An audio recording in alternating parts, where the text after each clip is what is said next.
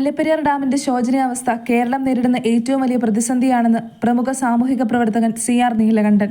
മുല്ലപ്പെരിയാർ ആശങ്കകൾ പരിഹരിക്കണമെന്നാവശ്യപ്പെട്ട് NCP സംസ്ഥാന president NA Muhammad കുട്ടി നേതൃത്വം നൽകിയ ഉപവാസ സമരം ഉദ്ഘാടനം ചെയ്തുകൊണ്ട് സംസാരിക്കുകയായിരുന്നു അദ്ദേഹം. മഴക്കാലമാകുമ്പോൾ ഓർമ്മിക്കുകയും വേനൽക്കാലമാകുമ്പോൾ മറക്കുകയും ചെയ്യുന്നൊരു വിഷയം മാത്രമാണ് മുല്ലപ്പെരിയാർ. കഴിഞ്ഞ 26 വർഷമായി മുല്ലപ്പെരിയാർ ചർച്ച ചെയ്യുന്നു. ഇന്നുവരെയും ശാശ്വത പരിഹാരം നിർദ്ദേശിക്കുവാൻ ആർക്കും കഴിയുന്നില്ല.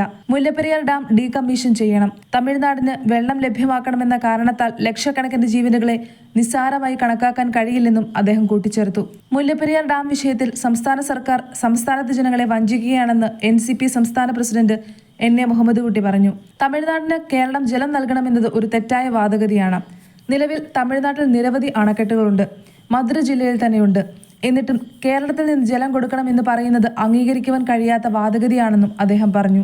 എറണാകുളം വഞ്ചി സ്ക്വയറിൽ ആരംഭിച്ച ഏകദിന ഉപവാസത്തിൽ professor CP Roy, KS Somanathan, CA Abdul Jabbar, KK Shamsuddin, Nadirsha Kadayikkal, Noorjahan, advocate Shaji Thenguppillil, Bhaskaran Malippuram, advocate Saibuddin, Sabu Mathai, Raju Jacob, CK Gafoor, Sayyid Hashir, Madhukumar Kulathoor എന്നിവർ സംസാരിച്ചു.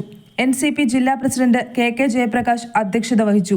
PJ ആന്റണി സമാപന സമ്മേളനം ഉദ്ഘാടനം ചെയ്തു. News desk, city voice.